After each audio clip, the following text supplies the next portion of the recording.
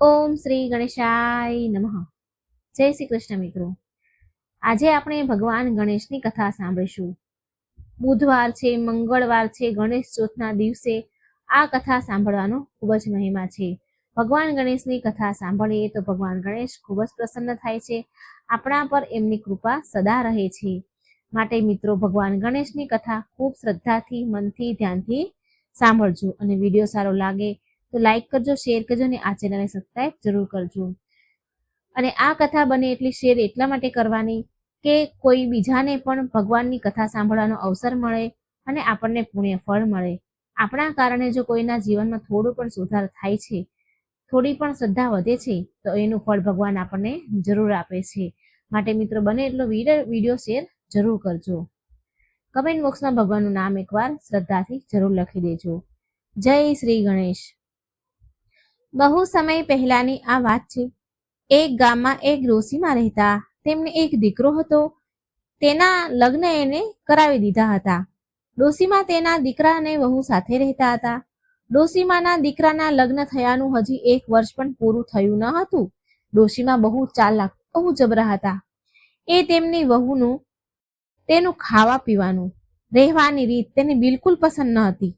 એ તેમની વહુ પાસે બધું જ કામ કરાવે ઘરના, અને પછી વહુને સવારની રોટલી સાંજે અને સાંજની વાસી રોટલી સવારે ખાવા આપતા હતા. વહુ તો એના પિયરમાં બહુ લાડ કોડથી ઉછરી હતી. અને જ્યારે તે એના પિયરમાંથી સાસરે આવી તો તેની સાસુનો સ્વભાવ બહુ જ ખરાબ હતો. તેણે તેના પિયરમાં ક્યારેય વાસી રોટલી ખાધી તો શું જોઈ પણ ન હતી. અને અહીં તો સાસરીમાં હંમેશા ઠંડી રોટલી જ ખાવા આપે. હવે બિચારી વહુથી તો ઠંડી રોટલી ખવાતી ન હતી, તેને ભાવતી પણ ન હતી. માટે વહુ રોજ એક જ રોટલી ખાઈને રહેતી હતી. વહુ રોજ કૂવે પાણી ભરવા જાય. કૂવે તો ગામની બધી સ્ત્રીઓ ભેગી થતી અને વાતો કરે. આજે તેમણે શું શું ખાધું અને શું શું પકવાન બનાવ્યા. પણ જે વહુ હતી એ બિચારી કઈ ન બોલે. શું બોલે બિચારી. એક દિવસની વાત છે. ગણેશ ચોથનો દિવસ હતો. બધી સ્ત્રીઓ કૂવા પર બેસીને વાતો કરી રહી હતી કે આજે અમે ગણેશ ચતુર્થી પર ખીર પૂરી બનાવવાના છીએ. તો કોઈ કહે છે અમે તો માલપુડા બનાવ્યા. બિચારી વહુ બધાની ચૂપચાપ વાતો સાંભળતી રહેતી હતી. બધી સ્ત્રીઓ પછી આ ડોશીની વહુને પૂછે કે અરે બહેન, તું કેમ ચૂપચાપ બેઠી છો? તું પણ કહે કે આજે તારા ઘરે શું બન્યું છે જમવાનું? ડોશીમાની વહુ બોલી, બહેનો, મારી સાસુ તો મને રોજ સવારની રોટલી સાંજે અને સાંજની રોટલી સવારે ખાવા આપે છે. લગ્ન પછી તો મેં ક્યારેય તાજું ભોજન ચાખ્યું જ નથી. ગરમ ભોજન ખાવાનું તો હું ભૂલી જ ચૂકી છું. હું કેવી રીતે જાણું ગરમ રોટલીનો સ્વાદ? હું તો આટલા દિવસથી વાસી રોટલી જ ખાઈને જીવી રહી છું. આ સાંભળીને એક સ્ત્રીને એક પાડોશણ હતા, તેને એના પર બહુ દયા આવી. એ બોલી, બહેન, તું ચિંતા ના કર. હું તારા ઘરે આવીશ અને તને ભોજન માટે નિમંત્રણ આપીશ. કાલે તું મારા ઘરે આવજે. હું તને ગરમ ગરમ ખીર પૂરી અને માલપુડા ખવડાવીશ. પછી બીજા દિવસે સવારમાં પાડોશના ડોશીમાં ઘરે આવી ગયા. અને વહુની સાસુ જે છે ડોશીમાં છે તેને કહે છે, માજી, મારે સૌભાગ્યવતી સ્ત્રીઓને જમાડવાની છે, તો તમે આજે તમારી વહુને ભોજન કરવા માટે મોકલજો ને. ડોશીમાં બોલ્યા, સારું, હું મારી વહુને જમવા મોકલીશ. પછી જેવા તે પાડોશણ ડોશીમાં તેના ઘરે આવી ગયા એટલે વહુ પાડોશણના ઘરે જમવા જવા માટે તૈયાર થવા લાગી. તો તેની સાસુ બોલી, અરે વહુ, આટલી સજી ધજીને ક્યાં જાય છે? જા, ઘરમાં જતી રહે પાછી. આમ ડોશીએ વહુને રૂમમાં બંધ કરી દીધી અને પોતે પાડોશણના ઘેર જમવા ચાલી ગઈ. પાડોશણે ડોશીમાને જોયા તો પૂછવા લાગી, અરે માજી, તમારી વહુ ક્યાં છે? ડોશીમા કહે છે, બહુ ચાલાક છે ડોશીમા, એટલે હોશિયારીથી કહ્યું, મારી વહુના પેટમાં બહુ દુખે છે, બહુ દુખાવો છે, માટે એ ભોજન કરવા ન આવી અને હું ભોજન કરવા આવી ગઈ. બિચારી પાડોશણ કઈ બોલી જ ના શકી કઈ. અને આ બાજુ વહુ તો રડે છે.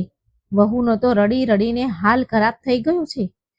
તેના ભાગ્યને કોસી રહી હતી, રડી રહી હતી. વહુ તેના રૂમમાં રડતી જ હતી કે એટલામાં તેનો પતિ આવ્યો અને તેની પત્નીને રૂમમાં બંધ જોઈ તો એને પૂછ્યું, શું વાત છે? તો કેમ રડી રહી છે? પછી વહુએ તેના પતિને પૂરી વાત કહી કે તમારી માં મને ગરમ જમવાનું ખાવા આપતી જ નથી. આજે પાડોશણે મને ગરમ ભોજન કરવા માટે આમંત્રણ આપ્યું તો તમારી માં મને રૂમમાં બંધ કરીને ખુદ પોતે જમવા ચાલી ગઈ. વહુનો પતિ એની માના સ્વભાવને સારી રીતે જાણતો હતો, પણ તે એની માથી બહુ ડરતો હતો. એને કંઈ કહી શકતો ન હતો. પછી એના પતિએ તેને કહ્યું કે કાલે સવારે હું તને ગરમ ભોજન જમાડીશ. અને બીજા દિવસે સવારે ડોશીમા મંદિર ગયા તો ડોશીમાના દીકરાએ 4 રોટલી બનાવી અને એ 4 રોટલીનું ચૂરમું બનાવીને એમાં બહુ બધું ઘી અને ખાંડ નાખી અને તેના 4 લાડવા બનાવ્યા. 4 લાડવા બનાવી ડોશીમાના દીકરાએ તેની પત્નીને ખાવા દીધા. જેવી વહુ એ લાડવા ખાવા જાય છે કે ડોશીમા મંદિરેથી ઘરે આવી ગયા અને 4 લાડવા વહુએ ડોશીમાના ડરના કારણે ખાલી પાણીના ઘડામાં નાખી દીધા અને પાણી ભરવાનું બહાનું કાઢીને કૂવે પહોંચી ગઈ. પણ કૂવે બહુ બધી સ્ત્રીઓ પાણી ભરી રહી હતી. તો વહુએ વિચાર્યું, જો હું આ લાડવા અહીં ખાઈશ તો આ બધી સ્ત્રીઓને ખબર પડી જશે અને આમાંથી કોઈ પણ એક સ્ત્રી મારી સાસુને કહી દેશે તો પછી હું શું કરીશ? શું હાલત થશે મારી સાસુ તો બહુ જ કકળાટ કરશે. પછી વહુએ વિચાર્યું કે પાસે એક ગણપતિજીનું મંદિર છે ને, ત્યાં જ ચાલી જાઓ. આમ વિચારીને વહુ પાસેના ગણપતિજીના મંદિરમાં ચાલી ગઈ. મંદિરમાં જઈને એક બાજુ બેસી ગઈ ગણપતિજીની મૂર્તિ સામે. જ્યારે વહુ મૂર્તિની સામે બેસીને લાડવા ખાવા જાય છે તો ગણેશજીની મૂર્તિમાંથી ગણપતિજીએ એમનો એક હાથ આગળ વધાર્યો, વહુની સામે હાથ ફેલાવ્યો. વહુએ વિચાર્યું કે ગણપતિજી લાડવા માંગી રહ્યા છે, માટે વહુએ એક લાડવો ગણપતિજીની હથેળીમાં મૂકી દીધો. હથેળી પર લાડવો મૂકતા જ ભગવાન ગણેશ ફટાફટ પૂરો લાડવો ખાઈ ગયા અને ફરીથી પાછો હાથ લાંબો કર્યો. વહુએ વિચાર્યું કે એક લાડવો હજી આપી દઉં. પછી વહુએ બીજો લાડવો પણ ગણપતિજીના હાથમાં મૂકી દીધો. ગણપતિજી બીજો લાડવો પણ ખાઈ ગયા. ફરી હાથ લાંબો કર્યો ગણપતિજીએ. વહુએ ત્રીજો લાડવો પણ ગણપતિજીને ખાવા માટે આપી દીધો. ત્રીજો લાડવો પણ ગણપતિજી ઝટ ફટફટ ખાઈ ગયા. ફરી હાથ લાંબો કર્યો લાડવા માટે. આ જોઈ વહુને તો ગણપતિજી ઉપર ક્રોધ આવ્યો. ગુસ્સે થઈને બોલી, હે ભગવાન, મને ઘરમાં મારી સાસુ ચેનથી જીવવા નથી દેતી, ગરમ જમવાનું જમવા નથી દેતી અને અહીં તમે મને ખાવા નથી દેતા. મેં તો તમને 3 લાડવા ખાવા આપી દીધા, પણ આ ચોથો લાડવો તો હું કોઈ પણ કિંમત પર તમને નહીં જ આપું. આ લાડવો તો હું જ ખાઈશ. આમ કહીને ડોશીમાની વહુએ ચોથો લાડવો ખાઈ લીધો. આ બાજુ ગણપતિજીનો હાથ જેમ લાંબો હતો, ભગવાને જેમ લાડવો માંગવા માટે લાંબો હાથ કર્યો હતો એવો જ હાથ રહી ગયો. ભગવાને હાથ પાછો લીધો જ નહીં અને વહુ એનો લાડવો ખાઈને ઘરે ચાલી ગઈ. આ બાજુ ગણપતિજીને મંદિરમાં બીજા દિવસે જેવા પૂજારી આવ્યા તો એમણે જોયું કે ગણપતિજીનો હાથ લાંબો છે, એમની હથેળી ફેલાયેલી છે. આ જોઈ પૂજારી મનમાં ને મનમાં વિચારે છે કે કોઈ પ્રલય આવવાનો લાગે છે, માટે ભગવાન ગણેશે હાથ લાંબો કર્યો છે. હવે તો જોતામાં આ વાત જંગલની આગની જેમ પૂરા ગામમાં ફેલાઈ ગઈ. ધીરે ધીરે આ વાત ગામમાં ફરતી રાજાના મહેલમાં પહોંચી. જ્યારે રાજાને આ વાતની ખબર પડી, રાજાએ પૂજારી બોલાવ્યા, બ્રાહ્મણોને બોલાવ્યા, વિદ્વાનોને બોલાવ્યા અને પૂછ્યું, શું વાત છે આ? એટલે એ મંદિરના પૂજારી બોલ્યા, મહારાજ, જ્યારે સવારે હું મંદિરમાં ગયો તો ગણપતિજીનો હાથ લાંબો કરેલો હતો ભગવાને હાથ. તો રાજાએ મંદિરમાં જઈને જોયું તો પૂજારીની વાત સાચી પડી. હવે તો રાજાએ પૂરા નગરમાં ઢંઢેરો પીટાવ્યો કે જે પણ ગણપતિજીના હાથને સીધો કરી દેશે તેને 500 સુવર્ણ મુદ્રા આપવામાં આવશે.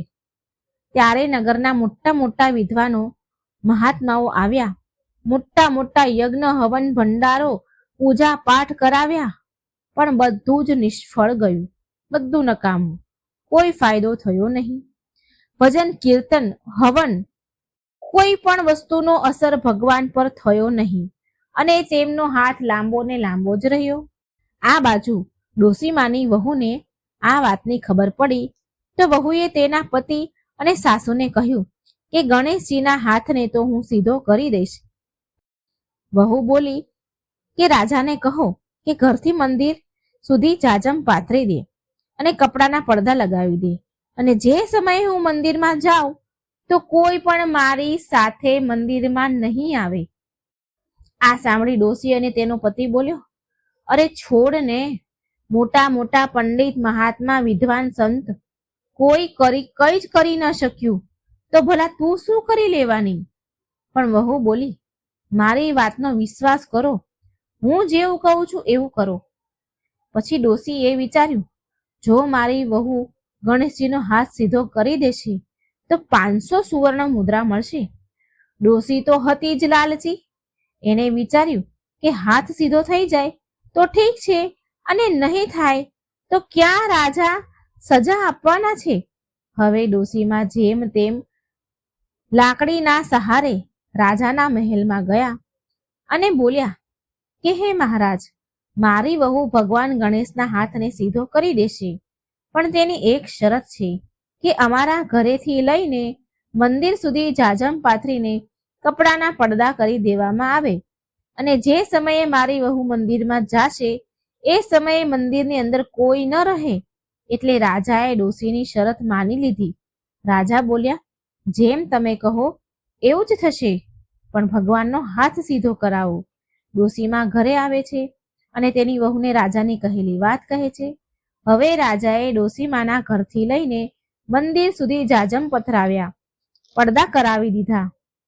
પણ રાજાએ મનમાં ને મનમાં વિચાર્યું કે મારે સંતાઈને જોવું જોઈએ કે વાત શું છે આખરે.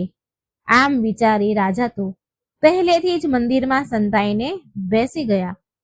આ બાજુ જ્યારે ડોસીની વહુ મંદિરમાં આવી તો તેણે આવીને મંદિરનો દરવાજો અંદરથી બંધ કરી દીધો અને ગણપતિજીને કહે છે કે જુઓ ગણેશજી, મને સવારનું ભોજન રાત્રે અને રાતનું ભોજન વાસી ભોજન સવારે ખાવા મને મળે છે, મારા સાસુ મને આપે છે.